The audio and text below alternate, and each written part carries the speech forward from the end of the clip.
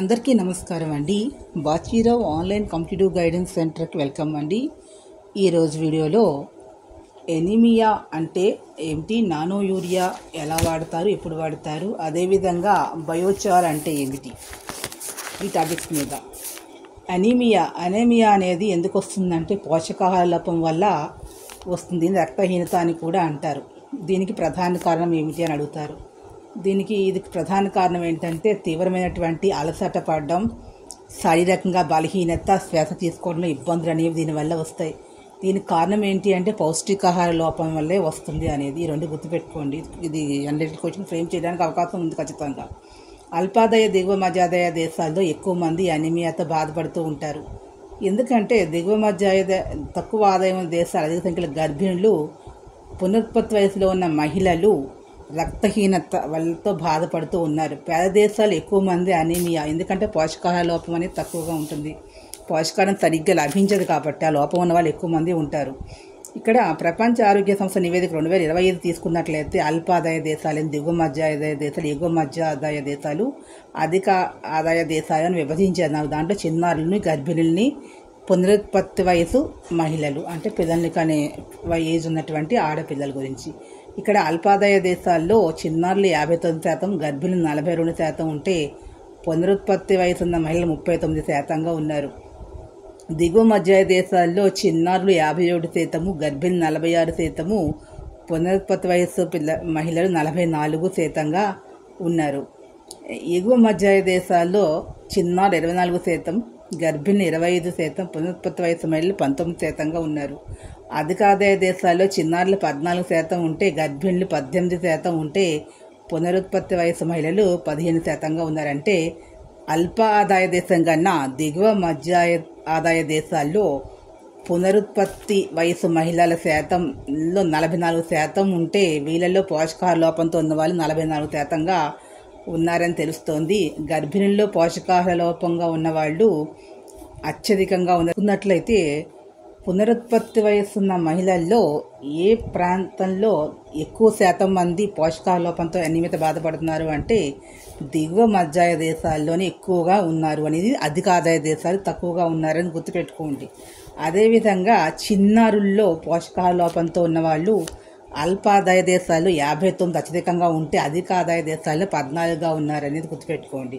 గర్భిణిలో పోషకాహార లోపంతో బాధపడే వాళ్ళు, ఎనీమియాతో ఉండేవాళ్ళు దిగువ మధ్య దేశాలు 48%గా ఉంటే ఎక్కువగా ఉన్నారు. అధిక ఆదాయ దేశాలు 18% తక్కువగా ఉన్నారు. బయోచార్ అంటే పంట వ్యర్థాలని, కొయ్య వంటి సేంద్రియ పదార్థాలని ఆక్సిజన్ తక్కువగా ఉండేటటువంటి వాతావరణంలో మందించడం. దీన్నే పైరోలైసిస్ అని అంటారు.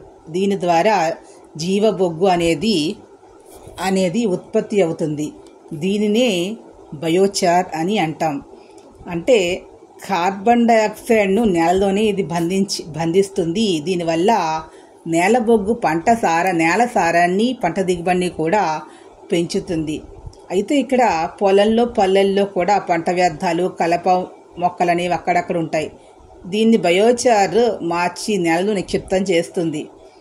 బయోచార్గా మార్చి ప్రపంచ వాతావరణానికి దీనివల్ల చాలా మేలు జరుగుతుంది. స్థానికులకి లాభం కూడా కలుగుతుంది అనేది ఇక్కడ. దీనికి సంబంధించి ఒక జాతీయ ప్రణాళికలను సమర్పిస్తామని పారిస్ వాతావరణ సభలు ప్రపంచ దేశాలు అంగీకరించాయి అనేది వాస్తవం. భారతదేశం కూడా కార్బన్ ఉద్గారాన్ని తగ్గించడం కోసం 2023లోనే పథకాన్ని ప్రవేశపెట్టింది. 2026లో దేశంలో కార్బన్ క్రెడిట్ వ్యాపారాన్ని మార్కెట్ చేయాలని భారతదేశం భావిస్తోంది. ఎంత ఎక్కువ కార్బన్ క్రెడిట్లు వస్తే దాన్ని సొమ్ముగా మార్చుకోవాలని కూడా ఆలోచన చేస్తూ ఉంది. చమురు, శిలాజన వాడకం తగ్గించాలి అనేది దీని యొక్క ముఖ్య ఉద్దేశ్యం. కార్బన్ ఉద్గారాలు పెరిగిపోవడం వల్ల భూ వాతావరణం వేరెక్కడం, విమానయానాలు ధృవాల్లోంచి మంచు కరిగిపోవడం వల్ల, సముద్ర మట్టాలు పెరగడం వల్ల, మరోవైపు ఎండలు మండిపోవడం వల్ల జీవవైవిధ్యం అనేది కూడా కనుమరుగయ్యే అవకాశం అనేది ఎక్కువగా ఉంది. దేశంలో సూక్ష్మ చిన్న మధ్య తరహా పరిశ్రమలు, ఎంఎస్ఎంఈలు ఉద్గారాలు 25% వరకు వదులుతూ ఉన్నాయి. ఈ పైరోలైసిస్ ప్లాంట్ స్థాపనకు 14-16 లక్షలు ఖర్చు. ఇంపార్టెంట్ పాయింట్ ఏంటంటే భారతదేశంలో ఉన్న కర్బన తొలగింపు స్టార్టప్లకు ఎలాన్ మస్క్ ఎక్స్ప్రెస్ ఫౌండేషన్ $10 కోట్ల బహుమతులను కూడా ఇచ్చింది. సివిల్ సర్వీసెస్ ప్రిలిమినరీ మెయిన్స్ కూడా ఇవి చాలా ఉపయోగపడతాయి, న్యూ కాన్సెప్ట్స్. సో ఈ సైన్స్ అండ్ టెక్నాలజీ సెక్షన్లో అడుగుతారు, మెయిన్స్లో. జనరల్ స్టడీస్లో బోత్ ప్రిలిమినరీలో కూడా అడిగే అవకాశాలు ఉన్నాయి, అనలిటికల్ టైప్లో కూడా అడగచ్చు. కాబట్టి అవన్నీ చదివి ఒకసారి నోట్ చేసుకోండి. Very important. వీడియో మొత్తం చూడండి. 2 minutes 3 minutes 45 minutesతో వీడియో అయితే నేను చేయలేనండి, ఎందుకంటే ఇన్ఫర్మేషన్ ఫుల్గా ఇవ్వాలి, అది మీకు యూస్ఫుల్గా ఉండాలి. కాబట్టి పూర్తి వీడియో పెద్ద వీడియోనే పెడుతున్నా, కానీ పూర్తిగా వినండి, చూడండి, కామెంట్ బాక్స్లో కామెంట్స్ తెలియజేయండి. ఎందుకంటే ఇది competitive examination point of video చెప్తున్నాను కాబట్టి మీరు పూర్తిగా చూస్తారని అనుకుంటూ ఉన్నాను. నానో యూరియా అంటే ఏంటి అనేది ఇక్కడ.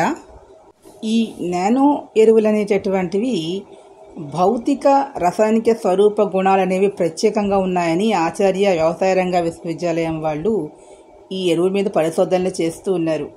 అయితే ఇక్కడ ఆంధ్రప్రదేశ్లోని కొన్ని పంటలు నానో యూరియా ఎంత మేరకు పెరిగిందనేది 3 ఏళ్ల నుంచి పరిశీలన చేస్తూ ఉన్నప్పుడు ఇది ఒక్కొక్క చోట ఒక్కొక్క రకంగా ఉంది. కానీ ఇప్పుడు ప్రస్తుతం అయితే ఇది మిశ్రమ ఫలితాలను అయితే ఇచ్చింది అనేది చెప్పచ్చు. అంటే సాంప్రదాయ ఘన ఎరువుల కన్నా కూడా నానో ఎరువుల వాటిని ఎక్కువ పరిణామాల్లో మనం వాడితేనే ఫలితం అనేది ఉంటుంది. కాబట్టి ఫీల్డ్ యూరియాకు నానో యూరియా అనేది ప్రత్యామ్నాయం కాదు, కానీ నేలలో నత్రజనిని స్వీకరించే సామర్థ్యం అయితే పెరుగుతుంది ఫీల్డ్ యూరియాతో కలిపి నానో యూరియాని వాడినట్లయితే. నత్రజని అవసరం తక్కువగా ఉండే పంటలకు నానో యూరియా అనేది ప్రయోజనం ఎక్కువగా ఉంటుంది అనేది కరెక్ట్. ఈ పాయింట్ గుర్తుపెట్టి, జీవ ఎరువులను మనం వాడినట్లయితే సూక్ష్మ పోషకాల వినియోగంలో 10 నుంచి 15% వరకు వాటిని ఆదా చేయవచ్చు. పంట వ్యర్థాలను తగలపెట్టకుండా బయోమాస్గా వాడడం ఉపయోగకరంగా ఉంటుంది. ప్రపంచంలో ఉన్న వ్యవసాయ భూమి శాతం 144 కోట్ల హెక్టార్లు ఉంటే భారతదేశం కేవలం 10% మాత్రమే ఉంది 145 కోట్ల జనాభాకి. నిరుపేదల సంఖ్యను జనాభాలో 5% తగ్గించాలి అనేది ఇక్కడ ఒకటి. రెండవది, సమగ్ర మొక్కల పోషక యాజమాన్య IPSM పద్ధతుల ద్వారా యాంత్రీకరణ ద్వారా తక్కువ ఖర్చుతో ఎక్కువ సాధించాలి అనేది ఒక లక్ష్యం పెట్టుకున్నారు. తరాన్ని పెంచడానికి కావాల్సిన పద్ధతులు ఏంటంటే నేలలో సేంద్రియ కర్బనాన్ని పెంచడం, పంట మార్పిడి, సహజ వ్యవసాయం వంటి పద్ధతులను చేపట్టవలసిన అవసరం ఉంది. సూక్ష్మ పోషకాలు తక్కువగా ఉండే నెల నుండి సూక్ష్మజీవుల చర్యల పెంపకాన్ని చేపట్టాలి. దేశంలో లభించే ఔషధాలు 20% నకిలీ అనేది ఒక అధ్యయనంలో తేలింది. నకిలీ ఔషధాలు వాడే జబ్బులు ఏంటంటే గ్యాస్, కొలెస్ట్రాల్, BP, మధుమేహం, విటమిన్, యాంటీబయాటిక్, థైరాయిడ్ ఔషధాల్లో కూడా ఈ నకిలీ మందులు ఉన్నాయి. ఈ నకిలీ మందుల్లో వేడితో తయారు చేస్తున్నారంటే చాక్ పీస్ పొడి, మొక్కజొన్న, బంగాళదుంప పిండితో తయారు చేస్తున్నారు. అదని పరిశోధనలో తెలిసినటువంటి విషయంగా ఉంది. నాసి రకం మందులు వెళ్ళి 1.73 కోట్ల మేర అనేది పరిశోధనలో తేలిన విషయము. ప్రాణాధార ఔషధాలపై QR కోడ్ను కేంద్రం తప్పనిసరి అనేది చేసింది ఇటీవల. ఇవన్నీ కూడా క్వశ్చన్స్ ఫ్రేమ్ చేయడానికి అవకాశం ఉంది, గుర్తుపెట్టుకుని. ఈ వీడియో మీకు నచ్చినట్లయితే please subscribe my channel. Thank you to all.